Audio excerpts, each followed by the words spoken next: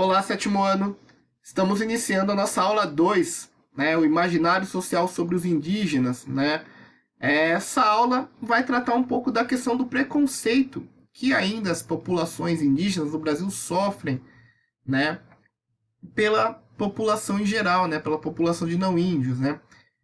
O porquê existe ainda essa barreira, né, entre quem não é índio e quem é índio? Por que existe esse imaginário da sociedade sobre as populações indígenas? Então é justamente isso que o texto da aula de hoje vai procurar debater com vocês, que é a questão justamente do preconceito, né, do preconceito contra essa população indígena, que ainda, apesar do processo histórico ter sido bastante violento contra os índios, mas a cultura indígena ela é muito presente, né, até hoje em nós brasileiros, né? Presente na nossa culinária, no nosso jeito de ser, no nossa forma de encarar a vida, encarar a natureza e propriamente na nossa fisionomia, né? Nós somos, grande parte dos brasileiros são descendentes diretos ou indiretos dos índios, né? Então, o porquê dessa relação da sociedade ser muitas vezes preconceituosa com os índios. Então é justamente isso que vai tratar o texto que vocês vão fazer a leitura hoje e vai tratar também as questões das atividades da atividade da apostila 2, ok? Então, a apostila 2 vai tratar, a apostila não, melhor dizendo, a atividade 2 da apostila 1 vai tratar dessa questão dos índios, ok? Então vamos lá fazer a leitura do texto para vocês entenderem melhor isso. O texto. Então aqui. O imaginário social sobre os indígenas é um texto da Lúcia Maria de Assunção Barbosa, né, que se chama Relações Étnico-Raciais em um Contexto Escolar, Fundamentos, Representações e Ações. Okay? Então vamos ler um trecho desse texto aí. Nosso imaginário social sobre os índios ainda é marcado pelo desconhecimento e por preconceitos advindos e influenciados pela visão de estudiosos, viajantes e portugueses e outros europeus que por aqui se instalaram. Então a autora está dizendo, Sextona, que parte desse preconceito que as pessoas têm contra os índios vem lá de trás, desde o processo colonial do Brasil, que foi falado na aula anterior, na chegada dos portugueses, né, a instalação da colônia aqui, onde é o Brasil hoje.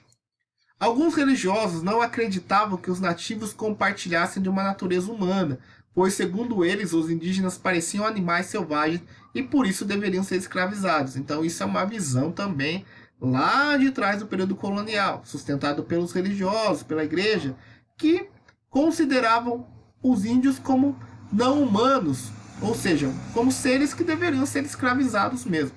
Ok? Então, essa era uma visão bastante dura, bastante violenta, assim, bastante preconceituosa sobre os índios lá no período colonial, né? Dessa visão limitada e discriminatória que pautou a relação entre índios e brancos desde 1500, resultou uma série de ambiguidades e contradições ainda presentes no imaginário da sociedade brasileira. Então, a autora está dizendo, Sextona, que desde lá de trás, ainda essa visão preconceituosa era presente na nossa sociedade. Né? E ela vai dar 3 pontos aí sobre esse imaginário. Ponto A. Diz respeito à antiga visão romântica que idealiza o índio ligado à natureza, protetor das florestas, ingênuo, pouco capaz ou incapaz de compreender o mundo branco com suas regras e valores. Né? Então é aquele índio que, entre aspas, as pessoas acham que ele é meio bobo, que ele não sabe se comportar perto das outras pessoas, que vivem só na tribo, né? Vivem dançando, vivem só naquele ambiente. Então essa é uma visão romântica idealizada do índio.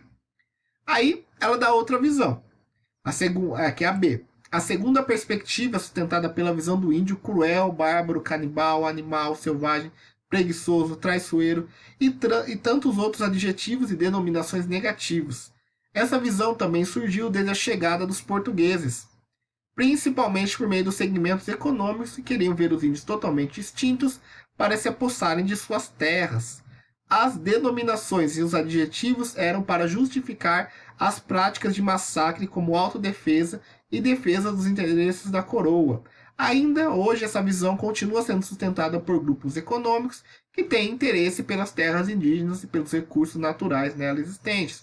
Então, a outra visão é aquela visão do índio como mal, que tem que ser exterminado para que os portugueses, para que os brancos ficassem com suas terras. Né? Então, essa é a visão B. E a visão C? A terceira perspectiva é sustentada por uma visão mais cidadã, que concebe os índios como sujeitos de direitos e, portanto, de cidadania. E não se trata de cidadania comum, única e genérica, mas daquela que se baseia em direitos específicos, resultando em uma cidadania diferenciada e melhor, plural. Né? Então, sétimo ano, o texto vai trazer 3 visões aí dos índios. Aquela romantizada, do índio bobinho, da natureza, aquela do índio cruel, né?